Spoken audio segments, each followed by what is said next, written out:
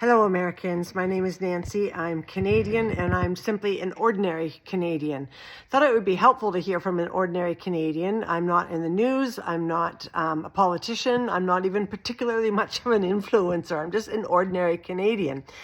So here are my thoughts on what's going on that we're all hearing a lot about that I thought I would share with you.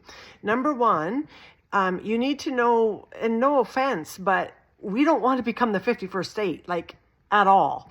In fact, there's a recent poll taken, and about 9, if you picture 10 people in a room, 9 people left the room at the thought of becoming a 51st state. We are different than you guys. You're awesome friends, but we really do have different ways of life, different values, different priorities that make us Canadian and never, ever American, just never. Secondly, increasingly, we're not believing anymore what your president is saying to you about why he's feeling like he has to take a 2x4 to our heads. So first, some things to know, some stats that's really important for you to know.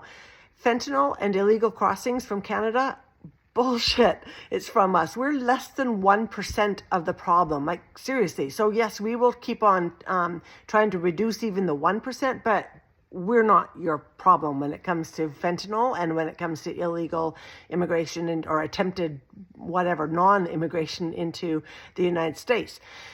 And same thing with the surplus, the trade surplus. We are not subsidizing you. The fact is you buy more from us than we buy from you. Of course you do. For one thing, you're 10 people to every one of us. And secondly, one of the things that we sell is extremely expensive, and that is crude oil.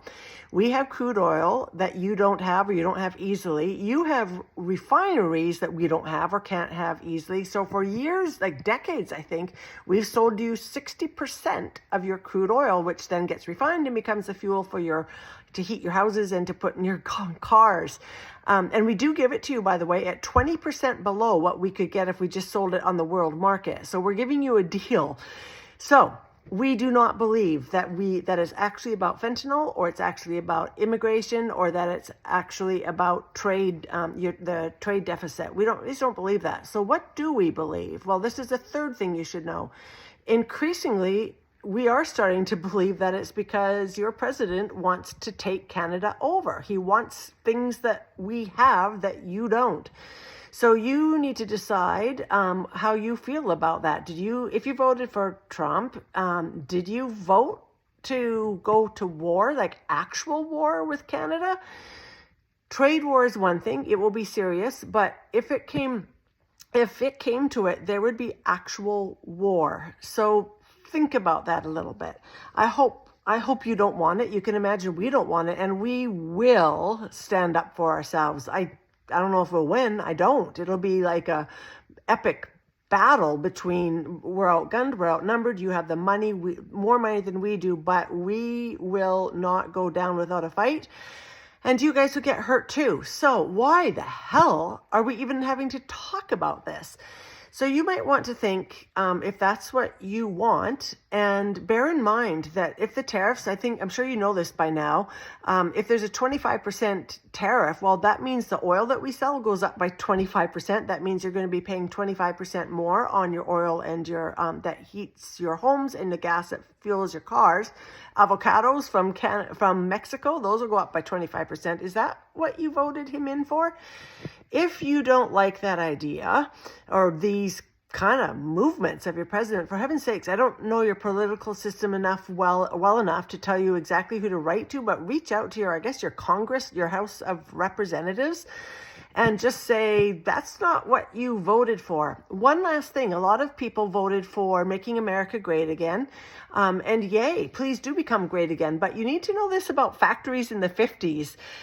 First of all, America was able to be so wildly successful because it was right after World War II, and you guys were the only one with machinery left pretty much in the world and a whole wide open market to sell to. So that's not the case anymore. Lots of places around the world now have their own heavy industry. So it won't be the same as it was that time. And furthermore, the good wages, that's because unions were a big thing and they got union wages. So make up your own mind if you think that union wages are going to be part of this Make America Great Again movement.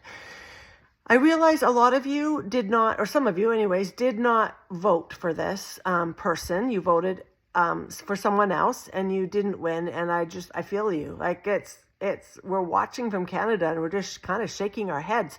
But above all, we're kind of shocked and furious, frankly. And it takes a lot to get a Canadian angry. But we're pretty shocked and furious that people who have been our happy neighbors for forever have just turned on us like this. And we'll push back, and we will push back hard if we need to. Anyway, that's not a cheery post, but I did think it might be helpful for Americans in particular to hear from just an ordinary Canadian, nobody particularly special.